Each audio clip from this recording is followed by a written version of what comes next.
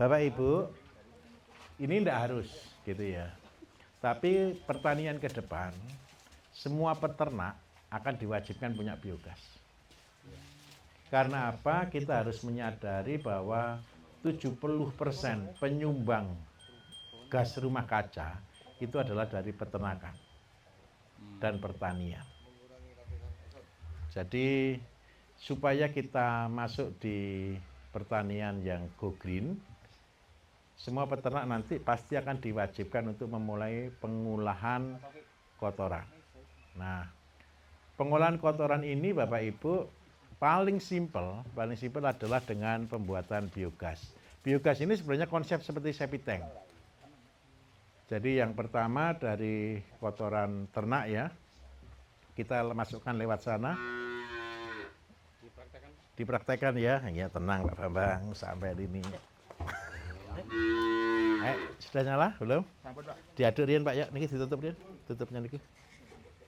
Nah, tutup dulu. Jadi kotoran harus diaduk dulu Bapak Ibu. Niki sebelah ini kata beli kuman ngaduk. Ini sedikit ya Bapak Ibu ya.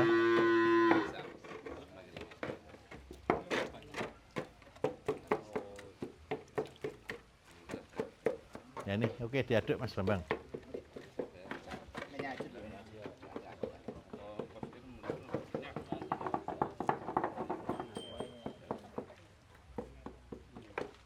Prinsipnya persis seperti WC Bapak Ibu.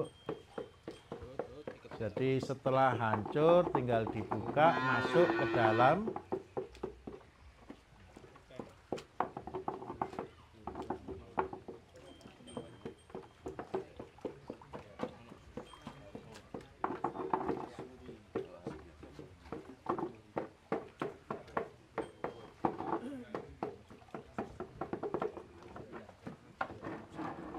Oke, dibuka Mas Bambang. Dia akan masuk ke dalam proses, ini namanya biodigester. Ya anggap aja ini dalamnya 1,5 meter ke bawah Pak, ditambah kubah kurang lebih sekitar 1 meter. Yang kubah ini fungsinya untuk nampung gas. Kemudian yang paling penting kan begini, seperti proses septic tank kan ada dua kan, yang satu penghancur, yang satu resapan. Nah ini sebenarnya adalah penghancur. Penghancur ini akan tersekat di sini, kemudian nanti yang cairnya dia akan keluar ke sini. Jadi minta maaf, saya tak berdiri di sini. Bapak Ibu, airnya akan keluar di sini nanti itu. Jadi ketika dia keluar di sini, ketika cairannya sudah keluar, maka dia akan mengalir ke kolam cacing. Jadi karena konsep kita adalah konsep pertanian terintegrasi, jadi yang masuk kita olah di situ, kemudian dia keluar di sini, kemudian dia masuk ke kolam cacing. Jadi sebentar, biar rapi. Ini tadi baru habis soalnya ya. Ini lewat lubang sini. Pak Yok ngapunten untuk lubangnya Pak Yok biar tahu Pak Yok. Niki diberseni sedikit kayak kayu. Niki Pak Yok, niki Pak Yok.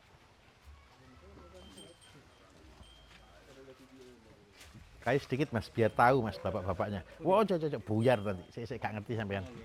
Ini yang jaga kandang pas pulang. Pak Yok, niki Pak Yok, mriki Pak Yok.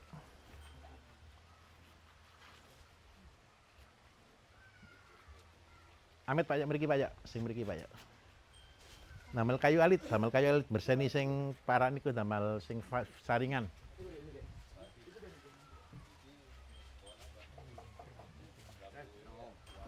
Teletong.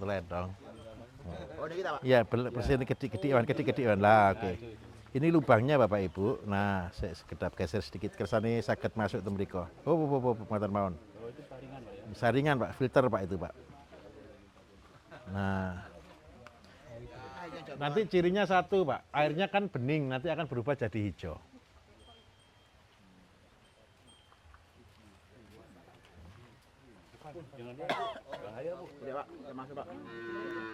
Oke, sampun nggih. Jadi airnya itu akan berubah jadi hijau, Bapak Ibu.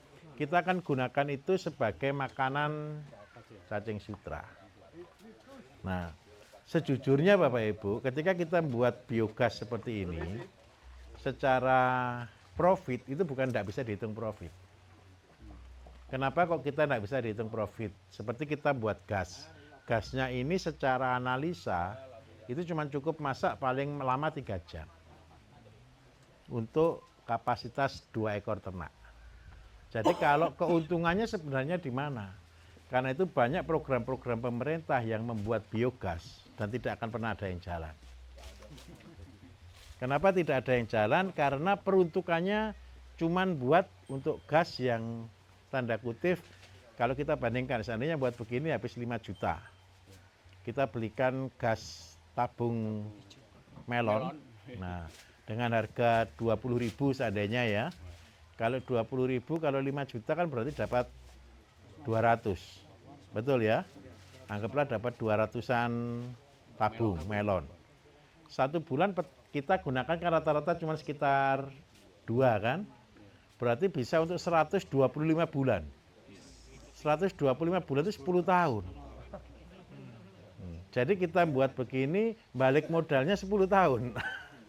Kalau kita cuma hitung di gas. Tetapi ada satu hal yang paling penting yang harus kita punya Bapak Ibu. Bahwa kalau cuma gas saja itu rugi. Tetapi ini adalah kita sebutnya sebagai biosluri. Biosluri ini adalah sudah menjadi barang setengah jadi. Kalau Bapak Ibu buat pupuk horti, buat ZPT, buat apa kan ada di situ bahan kotoran sapi, kencing sapi, betul kan? Ini adalah isinya dari kotoran sapi sama kencing sapi.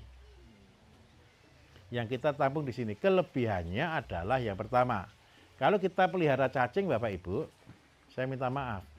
Cacing itu kalau Bapak Ibu berikan kotoran sapi secara langsung, cacingnya tidak bertumbuh. Cacing itu harus melalui proses fermentasi, betul kan? Nah, proses fermentasinya itu ada di sana. Di dalam biodigester. Yang keluar sini, minta maaf ya, bukan karena apa. Pak Yok, ambil no kotoran sapi yang baru Pak Yok. Yes, sing mriko. Tapi ini sudah dikasih kuteja, dikasih katalis booster. Ya berbau tapi tidak terlalu berbau lah. Gimana? Sudah hijau kan? Nah, warna hijau itu adalah untuk kita memberi makan cacingnya. Jadi pagi dan sore kan kandang dibersihkan. Jadi yang masuk ke dalam situ keluar di sini menjadi makanan cacing. Lah, oh sing enggal Pak, sing enggal Pak. Ten niku Pak, tenggane kayu kedik mawon Pak, kayu kedik ngoten mawon. Kotoran sapi napa kuda bebas. Ini kira-kira bau atau enggak Bapak Ibu? Enggak, sedikit. Namanya bau pertamanya aja. Minta maaf. Ada sukarelawan yang mau membedakan. Tak ambilkan dah. Apa yang mau tak ambilkan? Ayo. Pak, sudah Pak. Ayo tak ambilkan. Enggak, jangan pakai tangan. Ambil kayu sedikit lah dicium. Tapi ini sudah pakai kuteja sama sudah pakai itu ya, booster feed juga ya. Jadi baunya jelas akan berkurang. Jadi lah kalau kita fair ya, boleh ya didekatkan sedikit Pak. Dekatkan Pak. Ayo Pak, siapa relawan Pak? Mau jangan dipegang Pak. Mas, bau rumput biasa ya. Tapi Bapak Ibu ini kan yang mentah. Ambil yang matang Pak. Kayu sedikit Pak ya untuk ngambil yang ini Pak. Wah, untuk membedakan harus cium lagi. Bentuknya juga beda. Kalau lain Gimana? beda. Betul, bentuk beda. Kayu cilik Mas, cilik. Oh, betul Pak, damel nyendok niki Pak. Yang agak panjangan.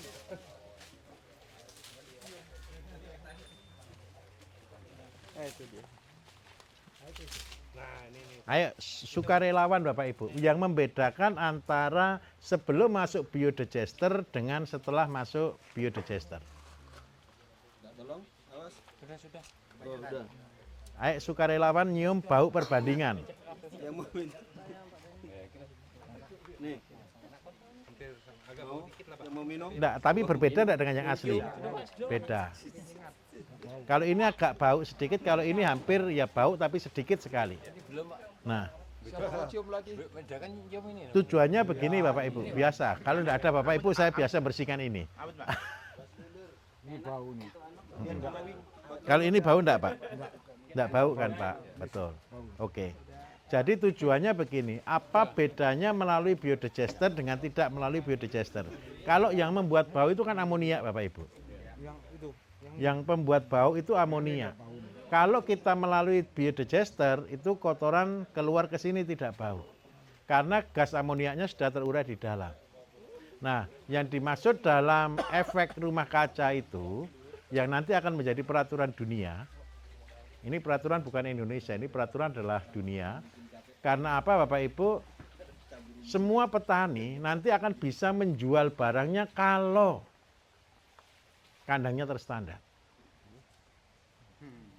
Itu nanti, itu peraturan nanti.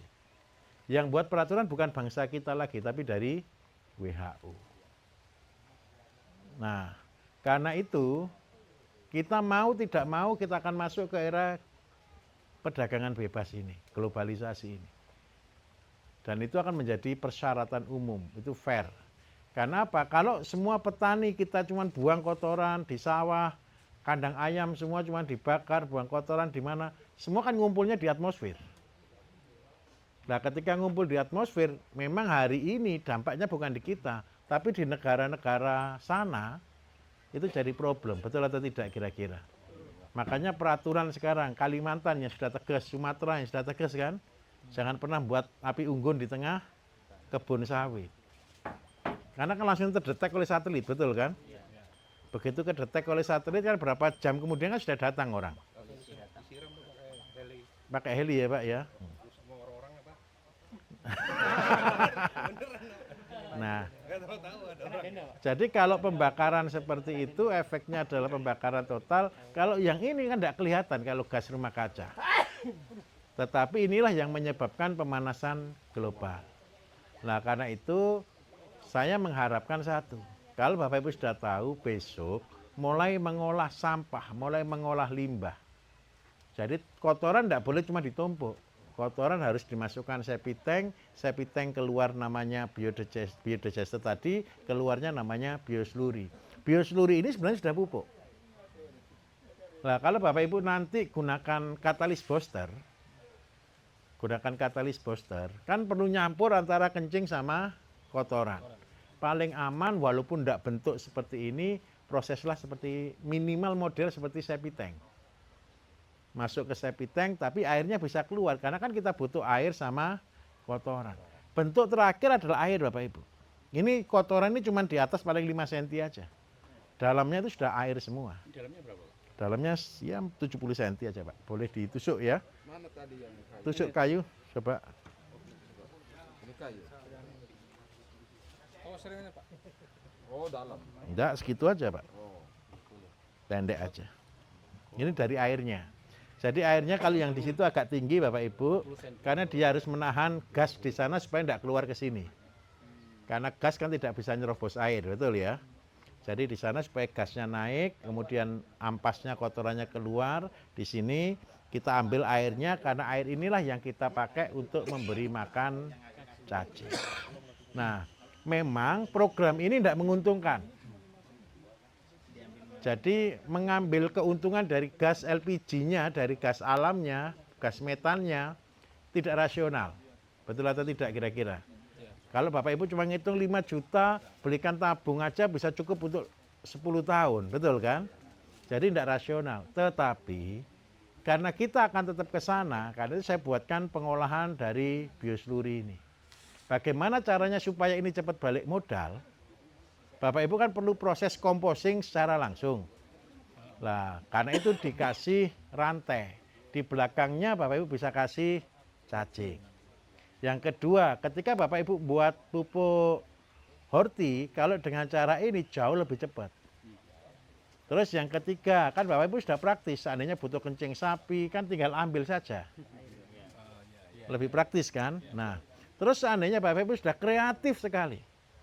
Sudah pinter semuanya. Ini tinggal Bapak Ibu tambahi di ZPT. Diproses seperti ZPT. Kalau ini fermentasinya apa Bapak Ibu? Anaerob. Kalau anaerob baunya pasti tidak bau. Tapi kalau tidak bau, kira-kira pupuknya bagus enggak kalau digunakan? Kurang bagus, karena tunggal. Tetapi supaya ini bagus berarti kita harus oksidasi. Tapi minta maaf, gas metannya sudah hilang dulu. Sekarang yang ada di sini kan ada bakteri-bakteri yang harus kita hidupkan kembali. Kita tambah dengan apa Bapak Ibu? Tanaman-tanaman yang untuk ZPT. Tanaman-tanaman yang untuk insek. Tanaman-tanaman yang untuk fungi. Sehingga apa? Kalau kita bisa ngolah biosluri ini, maka kita bisa dapatkan pupuk yang lebih bagus. Yang kedua, seandainya Bapak Ibu pelihara ikan, lele, ikan nila, ikan mas, dan sebagainya, air dari biosluri ini sudah cukup dijadikan sebagai pakan. Makanya banyak tren-tren baru ini, air biosluri dipakai untuk pelihara lele. Dari air biosluri ini sebelum masuk ke cacing, Bapak Ibu dimasukkan di kolam lele dulu. Jadi lelenya makan sup makanan. Loh serius, ini serius. Sudah ada enggak kan di YouTube orang pelihara lele di dalam drum, terus dari mana? Dari biosluri ini. Biosluri ini bisa untuk pelihara ikan. Artinya tercukupi dengan makanan. Tercukupi Pak, tercukupi. Dan lebih cepat besar. Seandainya Bapak mau kreatif, mau buat model aquaponik. Airnya dari mana? Airnya dari biosluri ini.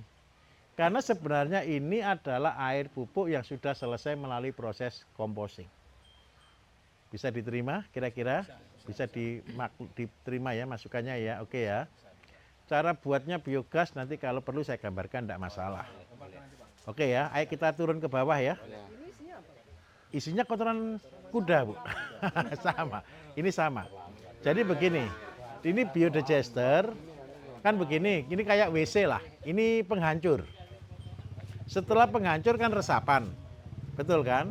Tapi di bawahnya di PC nggak Pak? Semua kita cor, semua kita cor. Jadi larinya memang ke sini. Larinya ke sini semua. Dan sebenarnya ini adalah resapan. Dari sini satu ke sini ini resapan dibuang keluar, ini sudah aman, sudah tidak bau. Contohnya ini pohon pisang, betul ya? Pohon pisang kita kasih kotoran segitu banyak, kira-kira mati enggak harusnya? Ya mati ya, langsung mati kalau langsung. Ini hampir 2 mingguan lah, belum ya, 2 minggu kurang sedikit lah. Tapi saya herannya ini tanamannya tambah birunya, betul ya? Tambah subur kan warnanya kan. Kalau warna cepat Bapak Ibu. Terus yang kedua dia malah keluar jantungnya. Malah mau berbuah. Padahal dia hidup di atas batu. Nah, jadi dengan cara ini Bapak Ibu yang keluar dari sini sebenarnya ini sudah kompos. Bisa diterima kira-kira? Bisa dipahami? Karena apa? Sudah melalui proses fermentasi namanya anaerob di dalam biodigester. Ayo kita ke bawah Bapak Ibu. Lewat sana Pak, muter-muter sana. Kalau di sini anak-anak muda boleh lompat lah. Kalau yang agak tua lewat sana aja, jalur aman.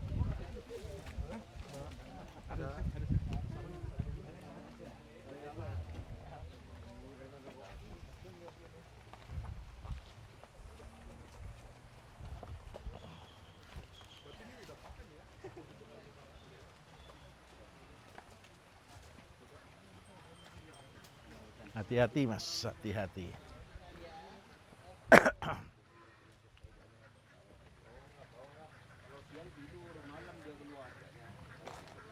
Saya jelaskan di sini ya, boleh ya? Atau saya di mana enaknya ya?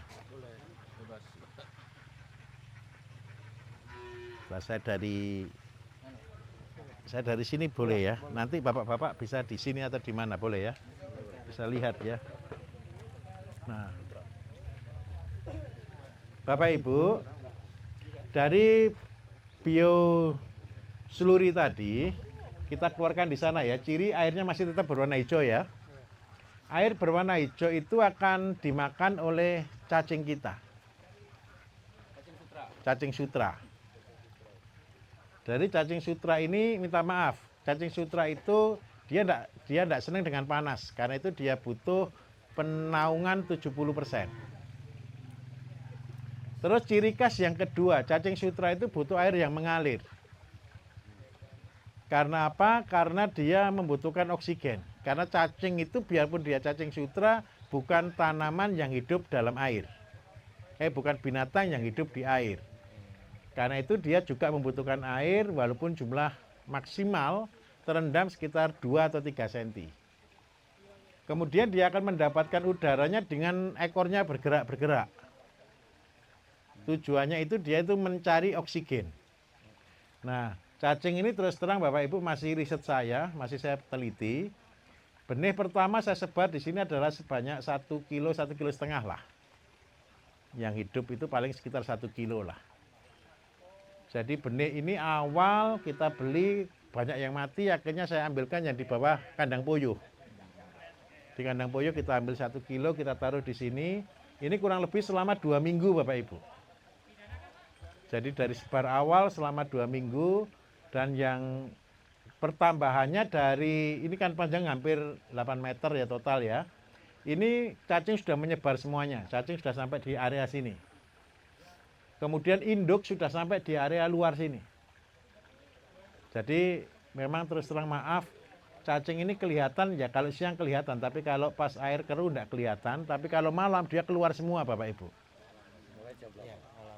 Pokoknya matahari hilang dia keluar Pak. Jadi kalau malam dia keluar semua. Kalau siang pun sebenarnya keluar, tapi dia tidak senang dengan panas. Nah, analisa saya, ini walaupun belum jadi, tapi saya bisa menganalisa, 1 meter persegi itu akan menghasilkan 2 kilo per minggu. Cacing ini. Jadi kenapa saya katakan ini penting sekali? Kalau untuk itik seandainya Bapak Ibu kasihkan per 20 ekor 1 kilo per minggu, itu sudah bahagia. Karena di cacing sendiri adalah sebagai nutrisi untuk meningkatkan produktivitas telur. Terus yang kedua, cacing sendiri kalau kita di sektor perikanan, ini adalah poin yang paling utama. Karena apa? Cacing adalah sejujurnya cacing itu makanan ikan. Boleh tidak saya katakan itu? Dia secara alaminya cacing itu makanan ikan. Terus yang ketiga, cacing sendiri untuk itik, untuk mentok, untuk ayam itu jauh lebih disukai. Dan yang kita senangnya, karena kita punya kotoran sapi, sebenarnya tanpa ditanami tumbuh atau tidak cacingnya kira-kira? Tumbuh sendiri kan? Nah, dari sanalah akhirnya yang kita gunakan adalah dari limbah menjadi berkah. Gara-gara saya punya kotoran sapi, atau gara-gara saya punya sapi, berarti saya punya kotoran sapi. Gara-gara kotoran sapi saya punya pupuk. Gara-gara punya pupuk saya pelihara cacing. Gara-gara cacing saya bisa pelihara macam-macam. Termasuk biogas. Panennya berapa persen Pak? Cacing ini begini Pak. Cacing itu kalau untuk cacing tanah saya sudah hafal ya. Tapi kalau untuk cacing sutra terus terang ini baru pertama kali. Kalau cacing tanah itu 1 menjadi 2 dalam waktu 2 bulan. Jadi kalau kita sebar 1 kilo, 2 bulan akan panen 2 kilo. Dari 2 kalau kita taruh lagi akan jadi 4 kilo, asalkan diberi makan. Nah, tetapi ini terus terang kelebihannya 1, cacing tanah berkembang sendiri Pak di pinggir-pinggirnya sekarang. Numpang hidup. Nah, saya berpikir cacing sutra itu tidak bisa besar. Ternyata cacing sutra juga bisa besar sebesar lidi. Dan mereka berkumpul di luar sini. Ini sudah siap telur semua kelihatan nih. Dari ini sampai sana ini sudah penuh dengan cacing yang sudah indukan. Nah, tapi minta maaf, saya belum bisa ngasih data real. Jadi ini 1 putaran kan 57 hari. Beberapa riset menyatakan bahwa dia akan hidup, masa hidupnya 57 hari. Dan itu bisa 1 jadi 1000. Kalau 1 jadi 1000, secara hitung-hitungan kalau hidup semua, berarti 1 kilo jadi 1 ton. Kalau hidup semua. Tapi percayalah, predator itu datang sendiri, tidak usah diundang. Predator pertama namanya katak. Kataknya gemuk sekali. Predator kedua namanya keong. Predator ketiga namanya kutu air. Kutu air subur sekali di dalam sini. Karena ternyata dia juga makan cacing. lagi bebek masuk kayak Oh, jangan. Habis. Nah, gimana? Belut kan masuk sini habis cacingnya, Pak. Wassalam. Nah, karena itu saya minta tolong. Ini kan cara paling gampang. Tujuannya begini, dari air yang mengalir ini, setelah dari sini ke bebek, setelah bebek ke asola.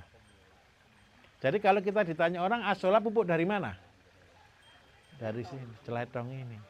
Nah, sebenarnya di dalam konsep integrasi pertanian, semakin panjang mata rantai, semakin banyak pendapatannya. Dengan modal yang serendah mungkin.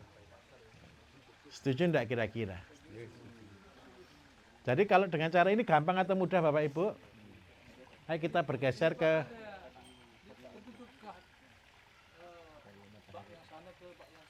enggak, ini saya tutup dulu Pak. Ini soalnya biar enggak terlalu nyebar ke sini dulu Pak.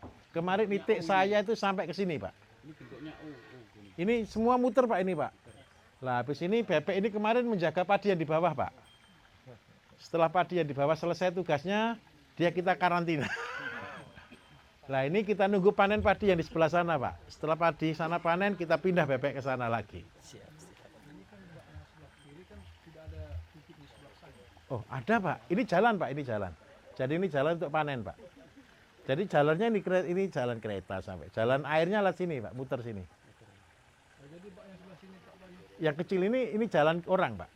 oh gitu ya. Jalan orang untuk panen dari sana Pak. Betul. Untuk mendapatkan BP cari saja di sungai. Di selokan-selokan banyak. Tidak perlu banyak Bapak Ibu. Saya pertama ketika pelihara ini saya mikir sulit sekali. Ternyata mudah.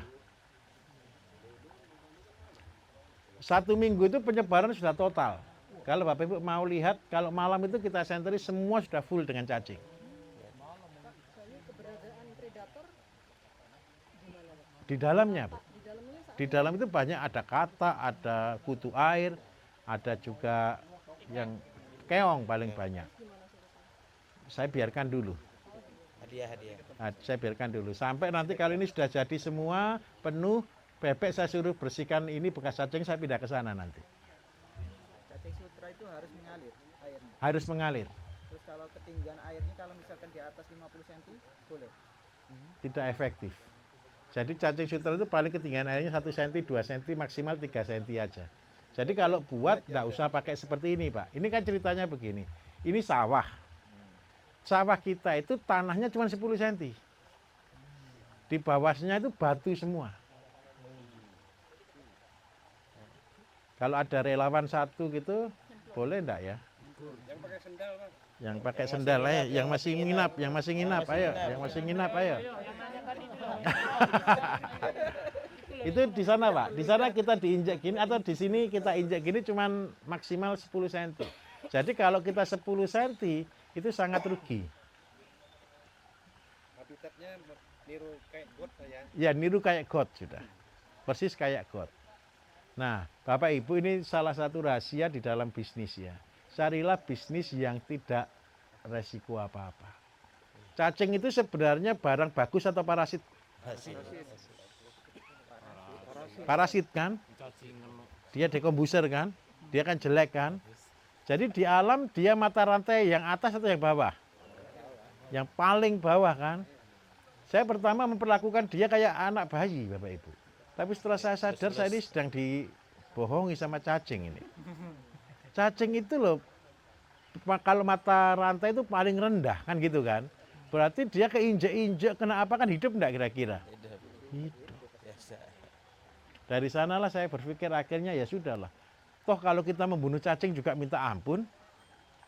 Karena itu dia berkembang ternyata sangat cepat sekali. Nah dari situ Bapak Ibu konsep untuk ikan, konsep untuk semuanya kita jadi zero cost. Ayo kita ke Asola ya. Asola di samping sini. Oh sudah dapat ini. Kenangan.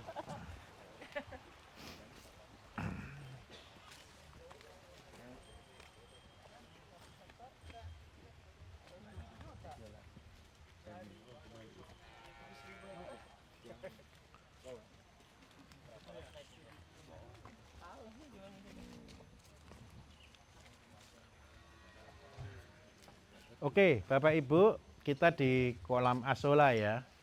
Kolam asola ini menurut Bapak Ibu ini bagus atau enggak, subur atau enggak ini? Subur. Ini sampai sudah over gitu kan. Pak Ustadz boleh enggak ditekan gini Pak, dalam enggak Pak airnya Pak? Enggak, Pak. Cuman segitu aja kan? Bukan. Sampai ke batu Pak? Enggak usah. Turun aja Pak, biar enak. Sudah batu Pak? Sudah batu. Air tanahnya berapa senti Pak? Air tanahnya dari Tanahnya bukan airnya. 4 jari. Kalau menurut Bapak Ibu, tanah sawah dengan air tanah cuma sekitar 10 cm, bagus atau jelek kira-kira? Jelek kan? Kalau ini kita tanami padi kayak gaya apapun, bagus atau jelek kira-kira?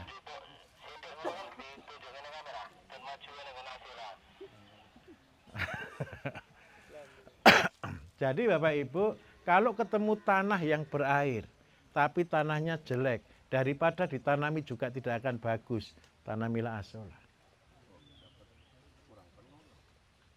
Ini setiap hari, Bapak Ibu sudah lihat ya, setiap hari diambil 60 sampai 80 kilo ya. Kita pagi kadang-kadang 3 ember, sore 3 ember kan gitu kan, untuk pakan ikan.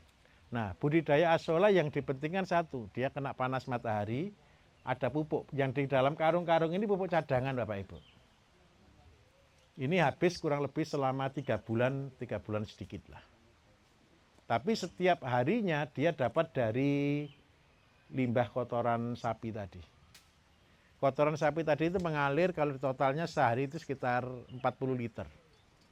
Jadi juga tidak terlalu banyak juga. Mudah atau susah kira-kira Bapak Ibu? Apa? Kadar lemak dari asola Pak? Saya tidak hafal Pak, tolong lihat di Mbah Google aja Pak, lebih tepat. azola itu jenisnya berapa aja? Asola ada asola yang besar ya. Kalau ini lemna, kalau yang kecil lagi wolfia. Yang di sarung pupuk apa ya Pak? Pupuk urea. Ada cacingnya Pak.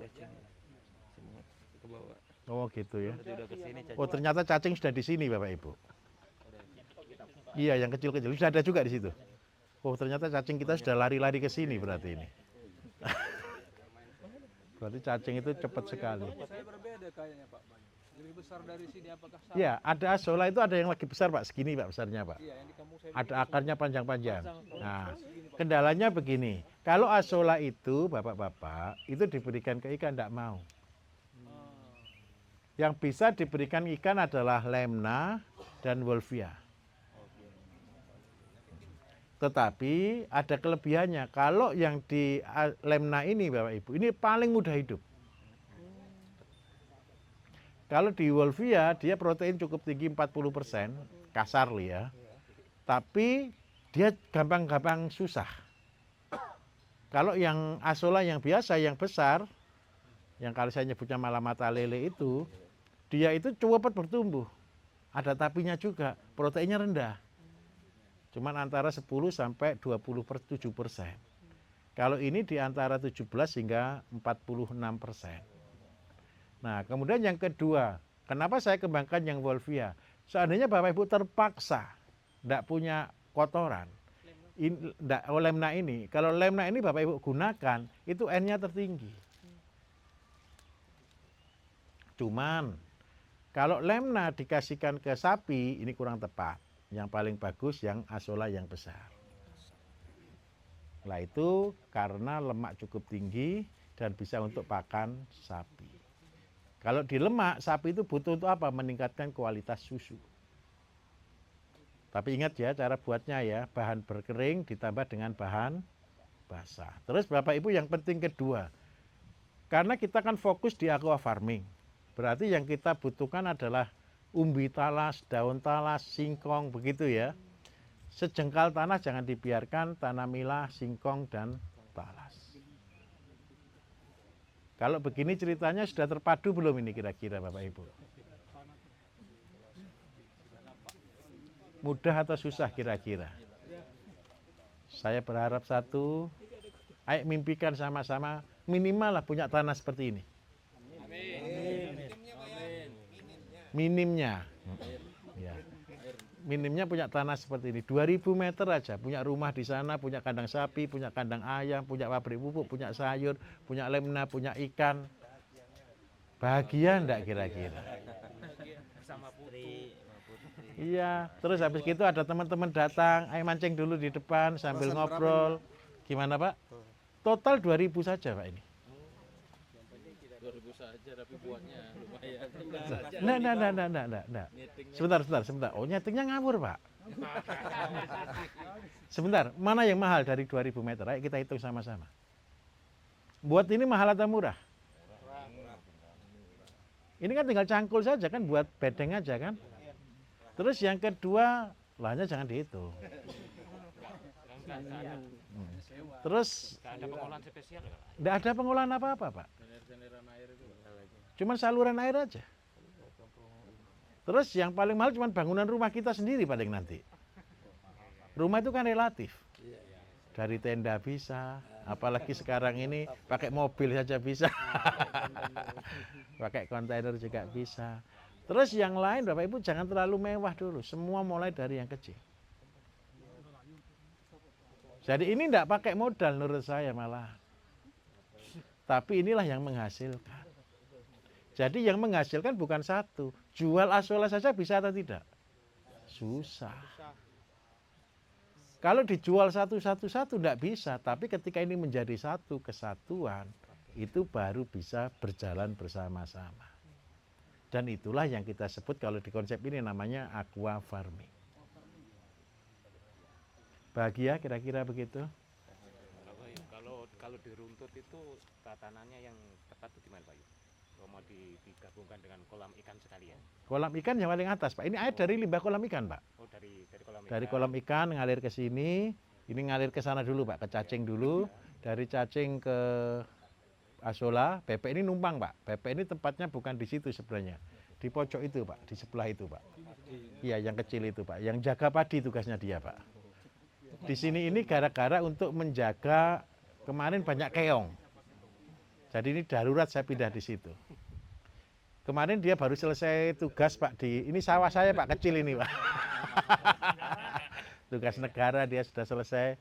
Dia habis bersihkan di situ terus baru masuk kandang. Oh gitu. Berarti ini yang terakhir Pak. Apanya? Kalau urutan ini yang terakhir. Urutan terakhir sawah Pak. Sawah. Iya. Ini kan untuk menghemat air Pak. Kalau air melimpah Betul. seperti ini nggak masalah. Untuk menghemat air terakhir di sawah. Oh, gitu, Pak. Sawah kan karena harus sudah habisnya air di situ. Paling bawah sawah. Kira-kira sudah tertarik buat seperti ini? Kalau talas ini dikaitkan dengan yang ini apa fungsinya talas ini, Pak? Maksudnya talas? Iya. Talas untuk apa Bapak Ibu? Makan ikan. Dijual langsung pun bisa. Talas ini Bapak Ibu, gini loh Bapak Ibu ya. Ikan itu kan butuh karbohidrat. Talas ini hidupnya di air atau di darat? Di darat yang banyak airnya, betul kan? Kodratnya, tujuan talas dibentuk salah satunya apa Bapak Ibu? Untuk stok makanannya ikan.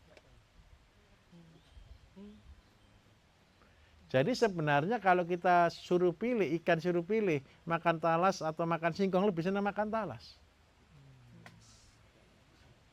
Umbinya, Pak, yang Umbinya dan daunnya Pak. Ada yang dari Jember ya, dari Jember mana? Dari Jember itu tadi. Dari Jember itu orang pelihara gurami Bapak Ibu harus siap talas. Daun talas untuk makan gurami. Langsung dipotong, dibuang aja ke lahan. Boleh ambil lah Bapak Ibu ambil, kasih ke ikan dimakan atau tidak. Cari, jangan yang ini ya, yang agak besar itu aja Pak, yang itu Pak. Ini baru hidup Pak, kasihan Pak. Yang atas loh banyak. Yang di samping kandang Pak ya. Ini talas Bapak Ibu, saya juga orang pelit Bapak Ibu. Talas itu kecil-kecil kita pecahi, semua kita sebar semuanya. Singkong, talas ini semua ada hitungannya. Kenapa kok harus dihitung jumlah pakan harus kita hitung supaya ketemu pakan seimbang. Ekosistemnya harus ketemu. Bagaimana? Mudah atau susah? Tidak ada pertanyaan di sini. Itu Jember mau tanya. Asulannya sudah gampang, bebeknya gampang, cacingnya gampang. Karena apa gampang? Nggak ngasih makan kan? Di karung ini yang pupuk apa Pak? Pupuk urea Pak, kompos padat urea. Mari. Seandainya tempat saya itu banyak talas tapi yang gatal. Iya, Apakah bisa untuk makan gurame? boleh kalau pakan ikan boleh Pak. Sente ya. Boleh Bapak. Gini, kalau boleh, kalau Bapak mau nanti berubah ke talas yang enak. Daunnya untuk ikan, talasnya untuk orangnya. Bogor berarti. Talas Bogor syukur-syukur lah. Untuk biosurinya itu murni kotoran sapi saya Pak, urinya apa ada tambahan lain? Enggak ada Pak, enggak ada apa-apa. Cuman itu aja. Kalau tak punya sapi, Pak. Kalau tak punya sapi ya enggak, kambing boleh Pak. Kambing boleh pakai cara seperti itu. Tapi kalau seandainya enggak usah pakai model kayak gitu kalau kambing kan enggak terlalu basah. Lah, kambing Bapak masukkan di tempatnya diaduk untuk dikasih makan ke cacing bisa Pak. Langsung. Betul. Harus pakai biosuri. Tetap tapi harus disimpan di drum dulu Pak ya, namanya fermentasi. Namanya fermentasi itu dibiarkan itu loh Bapak Ibu fermentasi. Bayu kalau apa telek sapi Iya. telek manusia manusia apakah boleh? Boleh, cuman kalau orang tidak tahu tidak apa-apa. Kalau orang tahu, nanti itu sudah ada pikiran dulu yang aneh-aneh. Apalagi kalau untuk sayur, pupuk dari kotoran manusia baik enggak? Baik sekali. Tetapi ini jeleknya di sini saya harus tunjukkan dulu. Kotoran manusia paling dikhawatirkan adalah mengandung bakteri E. coli. Kalau seandainya kotoran manusia proses fermentasinya itu tidak sempurna, ketika masuk ke tanaman, tanamannya ngandung E. coli atau tidak kira-kira? Kalau ngandung E. coli, berarti yang makan kira-kira gampang sakit perut tidak kira-kira? Pasti sudah. Jadi karena itu, kenapa composting itu betul-betul dibutuhkan untuk mencegah penyebaran bakteri jahat. Salah satunya bakteri E. coli. Supir biasanya yang hampir. Kotoran manusia yang sudah menjadi tanah itu Pak Bayu? Kalau sudah menjadi tanah kan beda Pak. Berapa tahun itu Pak habis jadi tanah Pak? Karena di Medan sana kan ada kawan saya yang kerjanya menggali yang sudah Iya. dan orang itu Buang kan? buangkan kemana tidak tahu dan dibuang begitu saja di satu tempat gitu. Iya. Di tempat sampah Pak, di tempat pengolahan akhir, tempat sampah di tempat pengolahan akhir sampah ya. Di sana ada yang pengolahan tinja khusus Pak. Pengolahan tinja khusus sama persis seperti biogas. Oh itu ada di Medan. Dimasukkan di situ, nanti keluarnya cairan. Cairannya itu sudah jadi pupuk yang luar biasa. Tapi biasa itu diresapkan. Berarti tanah yang seperti kotoran yang sudah menjadi tanah ada Boleh Pak. karena bisa pasif income karena kan banyak Orang tua kita dulu Bapak Ibu di Jawa ya, kamar mandinya dulu WC-nya itu minta maaf, WC-nya itu bukan leher angsa, cemplung. Tahu ya? Jumbleng. Nah, betul ya. Itu kan di tanah kan bawahnya kan? Betul kan? Nanti kalau orang-orang itu biasanya kalau sudah penuh pindah tempat kan? Kalau sudah penuh ditutup tanah kan? Terus habis gitu dilupakan kan? Nanti 1 tahun berikutnya kan baru digali kan? Ketika sudah berbentuk tanah. Tapi dia bangun lagi yang sebelahnya. Dulu pupuknya orang-orang kita pakai itu enggak dulu? Yang keren satu. Di Cina Bapak Ibu, kotoran manusia itu ditukar beras. 1 ember ya 1 ember. Kita ngundang mobil tangki penyedot itu ya? Bukan, kalau di Cina sana Kalau di kita sapi tanknya itu kan sudah bentuk khusus. Bentuk timba. Tapi tidak boleh dicampur air. Jadi kamar mandinya harus WC-nya kering, pakai tisu. Apa? Dibuat pupuk.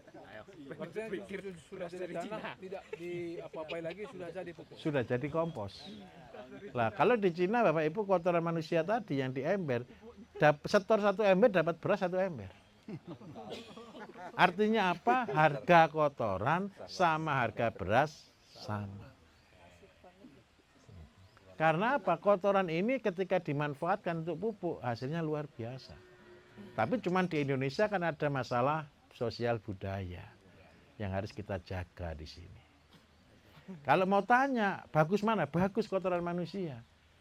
Kenapa kok bagus? Karena yang dimakan Bermacam-macam. itu adalah bergizi tinggi semua. Multivitamin. Nah, tapi kendala kita adalah sosial budaya. Nah ini yang harus kita hormati. Gitu. Negatifnya tadi E. coli sama penyakit-penyakit yang bakterial. Bakterial kan Salmonella typhosa juga ada di situ. Kalau virus tidak ada, tapi bakterial akan tumbuh di sana. Oke, Bapak Ibu, ada pertanyaan lagi kira-kira? Sudah mudah atau susah? Nah, kalau Bapak Ibu buat seperti ini estimasi. Ini kan kolam cacing saya ini kan 1, 2, 3, 4 ya. Anggap aja 30 meter. 30 meter kalau seandainya 1 meter itu per minggu, anggaplah 80.000. Berarti per bulan berapa Bapak Ibu?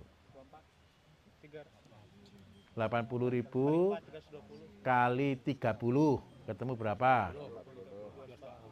Kali 4. Nah, itu. 10, anggaplah 10.000, Mm-mm. berarti 10 juta. Ya Pak. 80.000 kali